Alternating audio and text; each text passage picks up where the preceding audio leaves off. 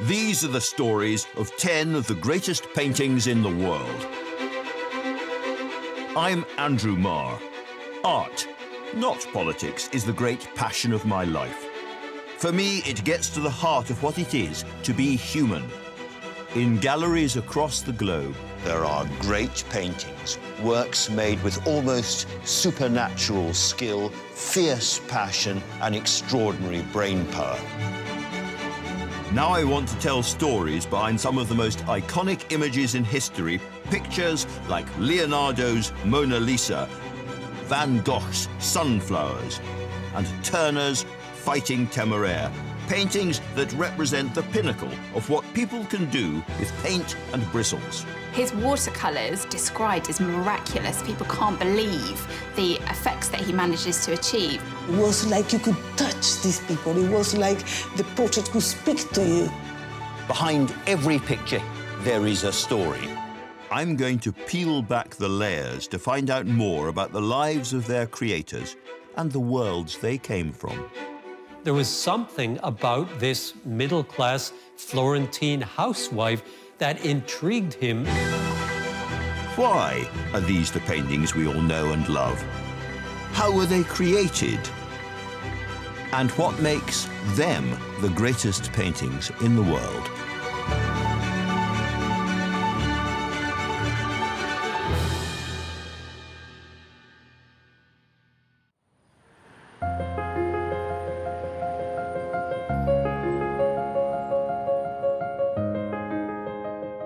I'm in London's National Gallery, just after the doors have closed for the evening, which is lucky for me, because if they were open, I could not be standing here, because of the 5 million people who come through these rooms every year. So many are attracted to just one image, like bears to honey or bees to nectar. What is the image, you ask yourself? But already you know the answer.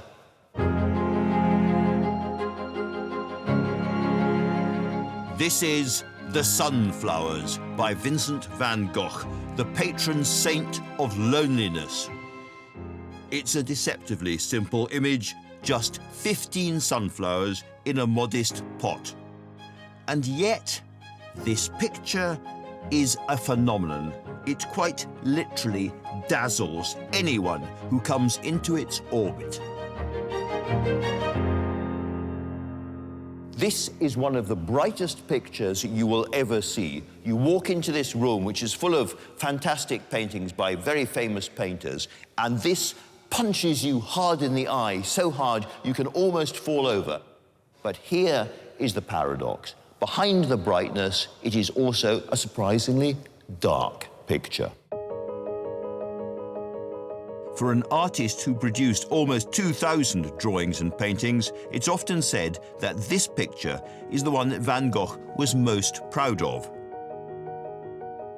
It's a deeply personal painting that captures a definitive moment in his life.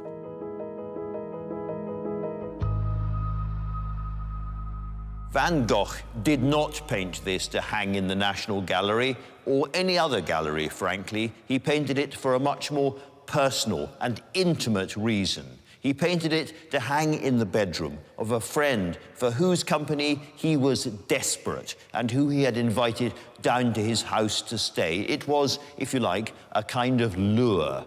And although it may appear to be a joyous picture, the story behind it is, frankly, harrowing. It's a story which begins with the artist as a boy, in a life tarnished by tragedy right from the start. A year to the day before Van Gogh was born in 1853, his parents had another son who died a few hours after birth, also called Vincent. From an early age, he was quite intense. In the churchyard outside the room where he was born and where he first grew up, there was a tombstone with his own name and date of birth 1 year earlier, so it must have affected him. Brought up in Brabant, southern Holland, Van Gogh was the eldest of 6, but he was also always a loner. Van Gogh, I think, was a really interesting, extraordinary, possibly quite frustrating young man. He was baffling. And he was somebody who would become instantly enamoured of something and possibly just as quickly give it up again. He was a missionary. A bookshop assistant. He was a preacher. He wanted to be a priest at one point. His family actually offered to pay for him to go to theological college. He's like, oh, I don't want to do that anymore. An apprentice art dealer. Some say he was a baker. He's also a bookseller. This is my favourite, an unpaid assistant prep school master in Ramsgate. His family showed signs of absolute desperation in trying to think of what Vincent could do. But there was one member of his family who saw talent in Van Gogh from the start. His younger brother and closest friend, Theo. Theo suggested to him, why don't you try your hand at being an artist? Because, you know, you're quite good. He never had any formal art training. He taught himself, and he enjoyed it. It was a career he was able to pursue only because Theo, by then an art dealer in Paris, offered to support him. Van Gogh's relationship with his brother is complicated, like all his relationships, but nevertheless it's the most enduring relationship. Theo is his anchor, and without Theo's support, financial, moral, emotional, Van Gogh may never have developed as an artist.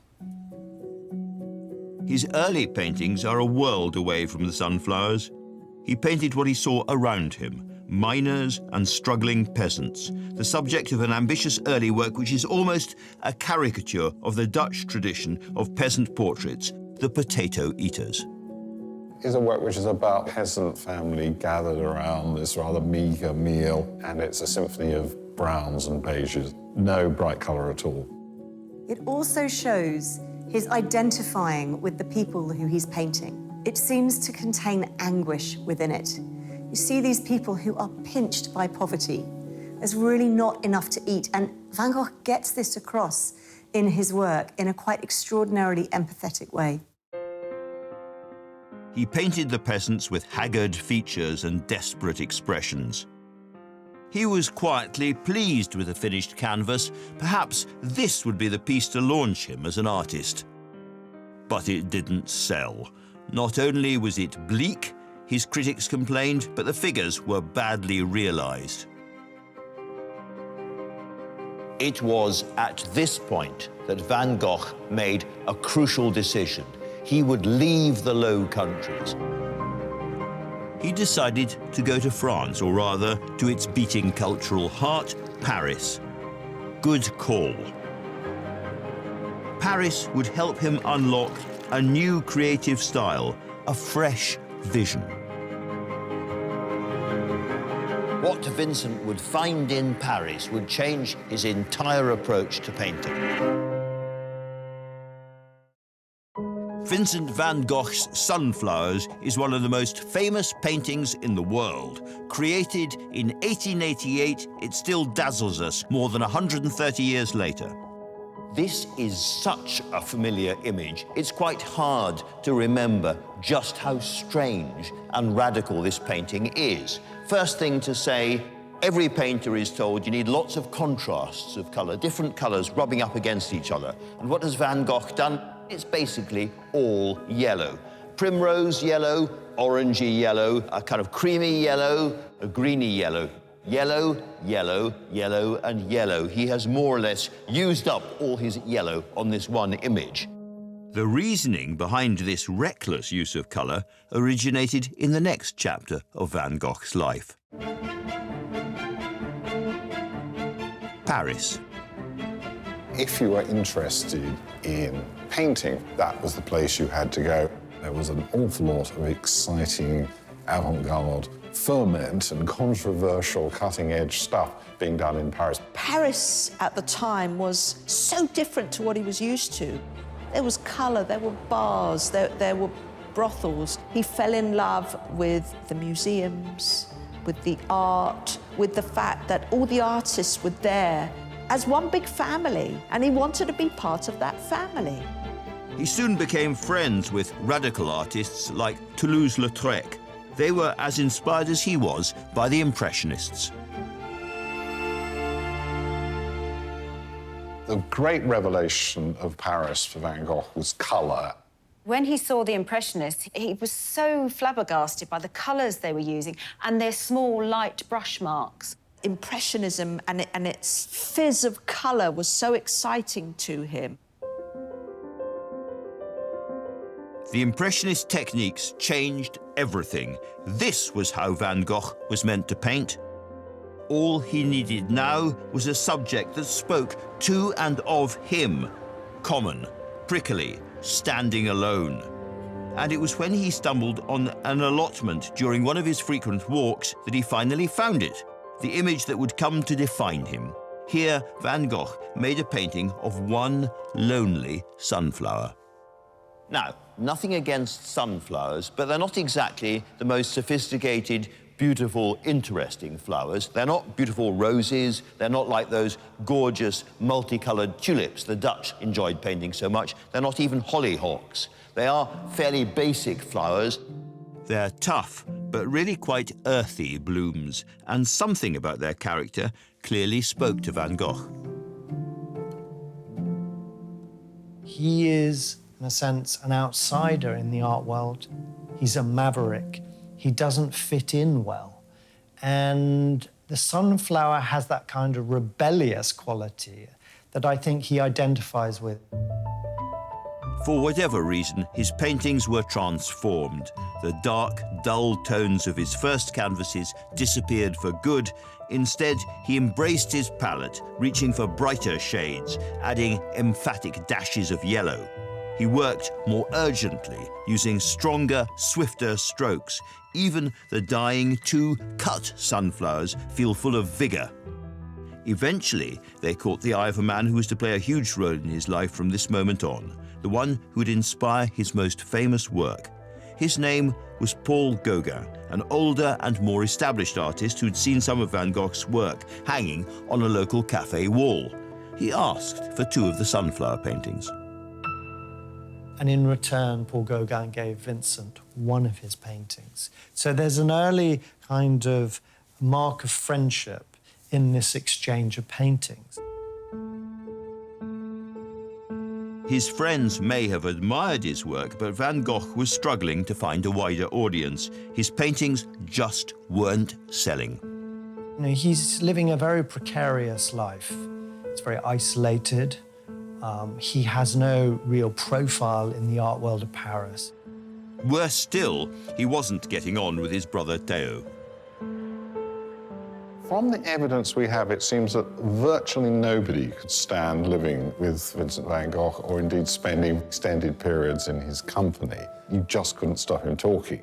He was incredibly intense. They were living in a very small flat, which was quite claustrophobic for the two of them. Theo was going to his job every day and Vincent was staying at home painting, making an awful lot of mess. Theo reports that after a hard day at work as an art dealer, he'd come home, have supper, Vincent would start talking to him. Theo would say he was tired and thought he'd go to bed. Would go to bed and Vincent would follow him into the bedroom, pull up a chair and carry on talking to him. He was very difficult company. Just 2 years after he'd arrived in Paris, Van Gogh was now desperate to leave.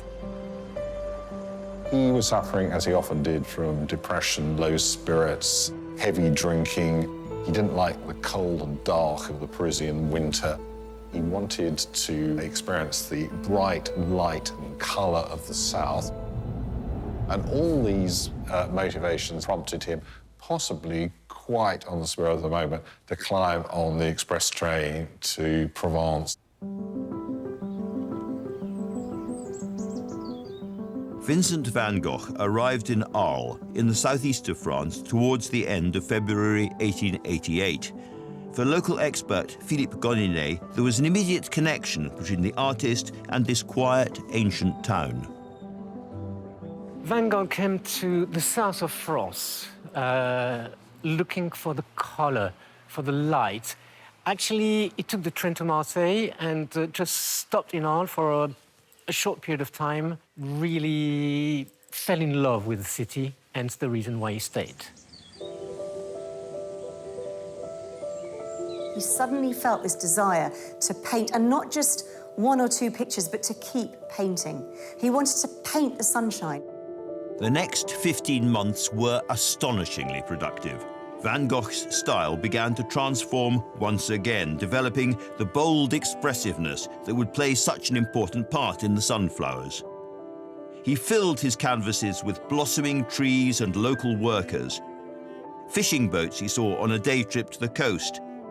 Many of the scenes he painted look just the same today. So I'm now standing in front of Terrasse de Café la Nuit, one of the central bars in Arles that was painted by Van Gogh. And he would love to come in the evening. He had his wooden hat with little candles stuck on it in order to have a little light in order to do the painting and see the painting he was doing. He's one of the first painters to paint outside in the evening. But this wasn't the only reason he stood out in Arles. The local used to call him le fou roux, the mad ginger guy. And they didn't really like him because A, he was an artist, B, he was drinking a lot of absinthe at the time. He was sleeping with prostitutes. Plus people that had seen him painting were a bit worried about him because he was painting like frantic, manic, and very, very quick and talking to himself. People found him strange, and a lot of Van Gogh's life was spent being incredibly lonely. He was a person that people didn't really understand. If they did understand him, they often didn't like him or were scared of him. And this led to a great feeling of isolation. So now I'm taking you to the Rue du Bout du Monde, the end of the world street. That was the former name where the brothel Van Gogh used to go is located. One of those tiny houses where we'd be coming to look for comfort and someone to talk to. Just 3 months after he arrived in Arles, Van Gogh confessed to Theo in a letter, "You know, I've always thought it ridiculous for painters to live alone. You always lose when you're isolated." And he knew he had to do something to make his life happier. He conceived the idea that it would be very good to get other friends and associates from Paris to come and settle there, to set up an artist's colony. It would be a wonderful community of artists where they'd all live happily and they'd sell their work together. Be a collective. Van Gogh looked around for a suitable location, and in the scruffier part of town between the railway station and the brothels, he found it, the Yellow House. He was really happy and wrote very enthusiastically to 2 of his sisters and his brother about how he was going to start this arts community. And he was looking forward to the future. The first person he invited was Paul Gauguin, the artist he'd met in Paris, to whom he'd given his 2 early sunflower paintings. Gauguin didn't want to go. Gauguin came from a very different background. Before he was a painter, he was a stockbroker. He was used to living a very different type of life. But what encouraged him was Van Gogh's brother, Theo, who at the time sold Gauguin's paintings. And he said to Gauguin, "I will pay you to go and stay with my brother." So that July, Gauguin finally agreed to come to Arles. Full of anticipation, Van Gogh wanted to make a dramatic gesture. He decided to decorate Gauguin's bedroom, and he turned to the one subject that had brought them together in the first place: sunflowers. Van Gogh had dreamed of a set of 12 sunflower pictures. This is one of 4 that he made in an extraordinary, intense burst of energy over just a few days. Each canvas is slightly different. The first is a simple composition. 3 huge blooms pop against a bright, bold background. Then he experiments with much more vivid shades. The sunflowers are rougher and more abstract, his loose strokes accentuating their spiky petals. By the third painting, the composition had a calmer confidence. 14 sunflowers in every stage of life, complemented by gentler, more even tones. He thought it would be his best, until he started on the 4th. He's depicting 15 sunflowers, with a very radical yellow on yellow colour scheme that he describes as light on light. Nobody had ever done anything quite that wild. Essentially, all yellow, yellow on yellow, different kinds of yellow. A monochrome picture. Some of them just have the spikes left, so they're sort of at the end of their day, passing away. There's not this kind of dishonesty of showing flowers in a sort of permanent state of bloom and of youthfulness. And that, again, is very characteristic of Van Gogh. He's looking at the natural world with this very kind of receptive eye. He's looking at all the detail, but also this kind of passage of time. When Van Gogh was painting sunflowers, he was at his happiest. And he was happy because he thought his life was going to change now. Gauguin was coming. All his past demons would disappear through Gauguin. They would paint together, they would live together. This was Van Gogh, who was used to solitude. He thought it was going to be a whole new beginning for him. And of course, it wasn't to be. Van Gogh poured all of himself into these paintings. Like all his great paintings, I believe that these are fundamentally lively, passionate, colourful pictures about human loneliness. In the midst of movement and colour and life and beauty, we are, in the end, by ourselves. These are the final testament of a lonely man, which is perhaps why we respond to them so strongly. Only 4 months after he finished them, he had a full mental breakdown, and 2 years later, he was dead.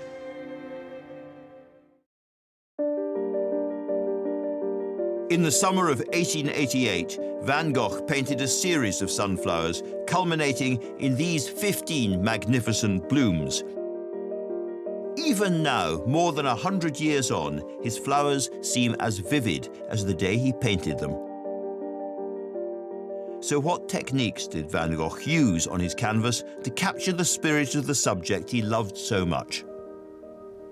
Classically in painting, you're taught to make the brushwork vanish. You can't see it. It's so smooth that you have the illusion that you're looking at a real flower or a real pot or whatever it might be. Here, Van Gogh has done exactly the opposite. You can see every single flicker and mark that his thumb and forefinger and the brush have made. He uses impasto, great big gobs of paint slammed onto the canvas. You can see he's taken a brush and filled it up with really thick paint and then kind of stabbed it into the canvas and then he's pulled the brush straight out again. So it's almost three-dimensional. The strokes of the petals and the leaves are again great wadges of paint. It's not a picture of a dead sunflower. It's pretty close to being the thing itself. And the sunflowers aren't the only place where you can see Van Gogh's ingenuity on this canvas. If you look at the back of the painting, the wall, it's a kind of buttery slab of paint. You can actually see not just the thickness of the brushes he was using, you can actually see the individual bristles of the brush still captured in reverse on the oil paint. He's saying, remember that I, Van Gogh, made this with my hands. Think about my thick fingers, think about my brushes, think about the oil and the goo and the slap and the sweat that went into this. All of that is still bleeding and dripping off the canvas all these years afterwards.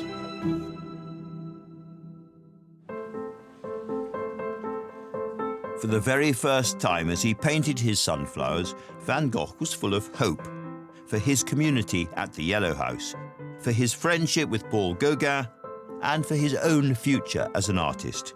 All of this he funneled directly into the radiant blooms. It took Van Gogh just a week to complete the 4 sunflower paintings, and when he had, he put the last 2, the 2 that he liked best, onto the walls of Gauguin's bedroom. And they must have blazed from the walls of the bedroom of this tiny French townhouse. A shout, a scream almost, for companionship. The effect of Gauguin's bedroom must have been quite extraordinarily overwhelming. He must have got quite a shock when he arrived. He was bowled over. He loved them. Of all the things that Van Gogh did, Gauguin loved the sunflowers the most. Quickly, the two men settled into an intense partnership. To start off with, they set out working together, and it actually goes surprisingly well. Van Gogh settles down. They start producing quite a lot of good work. Van Gogh was very quick, very immediate, painting a picture a day, attacking the canvas almost as if he's dancing with it. Gauguin, on the other hand, was much more methodical, much slower, much more considered. Van Gogh liked to paint from life. Gauguin liked to paint from his imagination and from his memory. In November 1888, Van Gogh painted portraits of the two men's chairs, wittily capturing their different natures. The two chairs are a symbol of his and Gauguin's friendship, and they seem, just through these simple chairs, to encapsulate the two very different personalities of the artist. Vincent's chair shows his simplicity. He didn't need much to be happy in life, whereas Gauguin was a bit more worldly. Gauguin would be reading modern novels and keeping up to date with what was fashionable. When you look at them, you feel as if they've perhaps only just been vacated. They're a wonderful symbol of this community that Van Gogh had so wanted to build.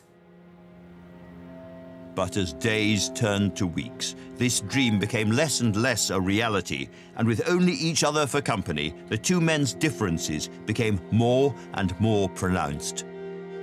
Gauguin found living with Van Gogh very, very difficult. The two artists were very, very different people. Gauguin hated living in Arles. He said it was the filthiest hole in the south. He really disliked it. And they were beginning to get on each other's nerves. Then the weather deteriorates. Wind starts blowing, it starts getting cold and rainy. They have to work indoors, which means they're working in one small room. Van Gogh is probably talking quite a lot of the time, and pacing up and down was another of his habits when working. Gauguin is trying to concentrate, and after a while, things get more and more tense. They would argue about art. They would argue about cooking, the best way to cook tomatoes, even. They argued about everything. Van Gogh scared Gauguin. It's been said that Gauguin recalled how he would be asleep in his bed and he'd wake up and Van Gogh would be standing over him, staring at him while he was in bed asleep. It didn't take long for everything to come to a head. Something on December the 23rd pushed him over the edge. What Gauguin said afterwards is he was just so bizarre I couldn't stand it anymore. Gauguin said, that's it, I've had enough, I'm leaving, I'm going back to Paris and I'm going, I won't be coming back. Van Gogh has such a volatile temper. It just escalated, it went crazy. Gauguin ran out into the street and Van Gogh followed him with his razor. The two men continued to scream at each other until Gauguin took refuge in a hotel. Van Gogh stormed back to the Yellow House and, still holding his razor, sliced off a chunk of an ear. He wrapped up his ear in newspaper, put a beret on to disguise his wound, and took it off to the brothel, where he left it at the door for a certain employee who went under the name of Rachel, went back to his house, got into bed and passed out. Really, it was self-harm. He was desperate. All his hopes and his dreams and his future with Gauguin had disappeared. They'd evaporated over this row, and he felt as though he had no future. By the time the police arrived the next morning, it said the walls of the Yellow House were stained with blood. Van Gogh was rushed to hospital, the doctors questioning if he would survive. And it was really then that his family, I think, started to realise that he genuinely was, as his brother put it, mad. He was on obviously getting hallucinations. He was behaving very strangely. There were complaints from the neighbours about odd behaviour. From that point on, he actually seems to have lost confidence himself. And finally, he tells his brother that he doesn't think at this stage he's really up to living on his own. 5 months after he severed his ear, Van Gogh was committed to this asylum in Saint-Rémy-de-Provence. It's an old monastery which still serves as a psychiatric hospital today. Van Gogh came by himself and signed the registry by himself, asking him to be at the hospital, looking for a refuge, really. He knew he needed some help and he needed some peace for a while.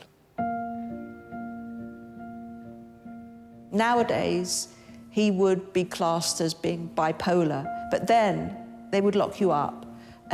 He'd be surrounded by people in straitjackets, people wailing, people crying. It was very traumatic. Behind locked doors, bars in front of windows, cold rooms. It was a very difficult time for him. In his letters, he wrote of being kept awake by terrible howls, as of animals in a menagerie, and he described the other men as my companions in misfortune. The main treatment was cold baths. For Van Gogh, I think it was twice a week, a 2-hour bath. The treatment were basically useless. Proof is that most of the patients that were staying while Van Gogh was here spent all their life and died at the hospital. But for Van Gogh, there was only one therapy that was ever really going to help. He painted a lot. He did 150 paintings that are known of. The landscapes, the color, the sky was something that would give him peace every day. Interestingly and very sadly, some of his best work was done when he checked himself into the asylum. And perhaps that's because he was surrounded by people all the time and people were caring for him. And it was while he was here in the asylum that Van Gogh faced his biggest public test as an artist. In January 1890, he was invited to show his work at an exhibition in Brussels, alongside old friends like Toulouse-Lautrec. Still too ill to attend himself, the painting he chose to send was The Sunflowers. Vincent was so proud that he'd been selected out of 20 foreign artists to be exhibited in this exhibition. Not all the artists liked his work. They just didn't respect them. There was one artist called Henri de Groux, and he said, "I will not be put by that abominable pot of sunflowers by Vincent." And it caused a fight. Toulouse-Lautrec stood up in honour of his friend and said, "Retract that." And there were almost daggers at dawn. This was the first time the sunflowers had been seen by the general public. They didn't understand why he was painting with such thick paint, such bright colours, so unrealistic. Perhaps it was for the best that Van Gogh didn't make it there himself.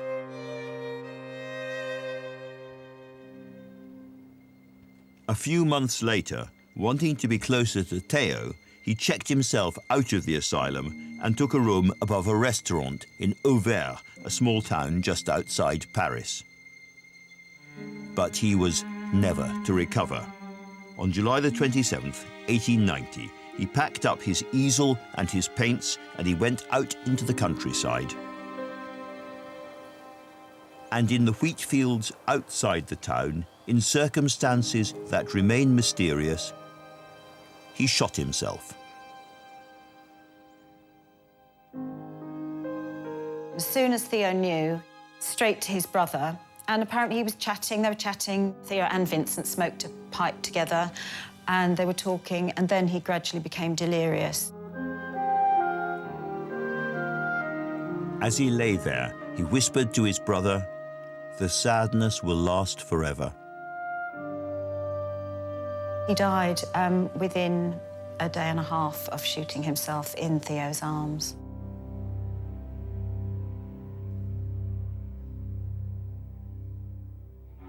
This painting of farms around Auvers is one of the last that Van Gogh made, and, full disclosure, my own favourite. In it, you can just make out 4 solitary sunflowers, an echo, perhaps, of happier times. Had Van Gogh survived, had he been able to cope with his mental illness, who knows what extraordinary, unpainted masterpieces the world would have today? He was only 37 when he died, and artists often live for a long time, so we might have had another 50 years of Van Gogh as a painter. Who knows what he'd have done next? And yet, had Van Gogh not been self-tortured, had he not been mentally ill, he wouldn't have been Van Gogh, and so we wouldn't have what we do have.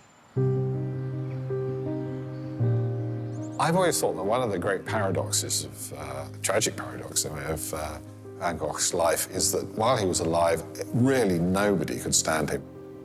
And that changes actually almost from the moment when he shot himself. His brother Theo arranged the funeral and invited all the artists to come, and they did do. They took the paintings off of the walls and placed them around his coffin, and they also covered his coffin with flowers, mainly sunflowers. He was much admired. I mean, he truly suffered for his art. He agonized for the art world. Ever afterwards, he's been a figure that people identify with emotionally, perhaps more than any other artist who's ever lived. But while Vincent had no success during his life, his family were not prepared for that to go on after his death. And there were people alive who understood quite how extraordinary and beautiful these pictures were. A small platoon determined the whole world would know the name Vincent van Gogh. Less than 2 years before he died at the painfully young age of 37, Vincent van Gogh created one of the most famous works of art the world has seen, his iconic 15 sunflowers. I think there's few people who've heard of the name Van Gogh who aren't aware of his short and tragic life. All around the world, he's known as that artist who cut off his own ear, an act almost as famous as his paintings. It's possible that the drama of his life and the manner in which he left it explain some of the popularity and the mystique surrounding Van Gogh's sunflowers today. But that is only part of the story. So what was it that first brought the sunflowers to the attention of the world? It should have fallen to Theo, Van Gogh's art dealer brother, to make sure he was never forgotten. But he died just 6 months after Vincent, and it was left to Theo's widow, Jo, to carry on Van Gogh's legacy. She could see what he had, and she knew from Theo that Vincent was a very special artist, and she was very clever at managing the legacy of his work. She was encouraged by fellow artists to actually show Van Gogh's work, and that's exactly what she did, and she made it her life's mission to show what a great artist he was, even though he was a thorn in her side at times. Slowly, with Jo's help, Van Gogh's paintings began to win attention. In 1910, just 20 years after his death, Sunflowers was included in a huge exhibition in London. 25,000 people queued to see it, and the British fell in love. The National Gallery couldn't let this painting go and eventually paid £1,300 to buy it from Van Gogh's sister-in-law. More people than ever before finally had access to this extraordinary canvas, and Van Gogh's popularity skyrocketed. On March the 30th, 1987, which would have been Vincent's 134th birthday, one of the sunflowers was sold at auction, the largest sum ever received for a painting, practically $40 million. The reserve price had been $12 million, and that in itself was seen to be quite ludicrous. It was suddenly an explosion of interest in Van Gogh. And there, from that moment onwards, he became the painter that he'd always known he could be. He has become one of the world's most highly paid artists. What I find frustrating is that in his own time, he was intensely poor and often on the breadline. Vincent was so poor, he had to choose at one point between smoking his pipe or eating. And then 134 years after his birth, that a painting of his should sell for $40 million. It's just heartbreaking. Although it wasn't this sunflowers that went under the hammer, it was the third in the series, the auction sent people flooding back to the National Gallery to see what all the fuss was about. And ever since then, this slightly mysterious pot of flowers, painted by a Dutchman for a Frenchman in France, has been the single most popular thing in Britain's National Gallery.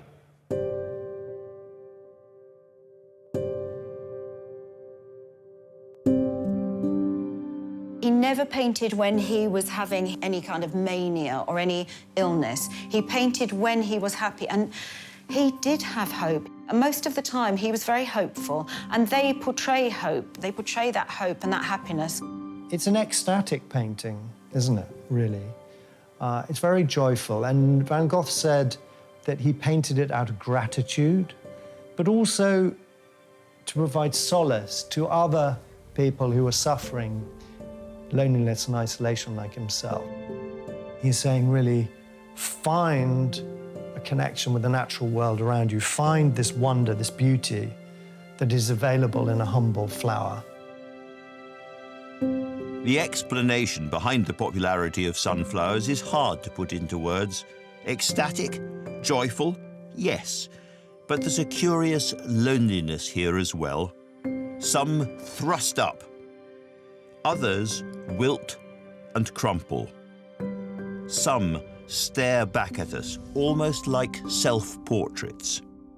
We're instinctively attracted to their beauty, but we are also, all of us, in the end, alone.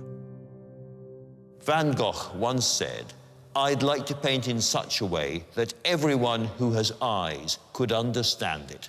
I've used a lot of words in telling this story, but the truth is we don't really need words. We just need our eyes and our hearts. This is a painting for all people and all time.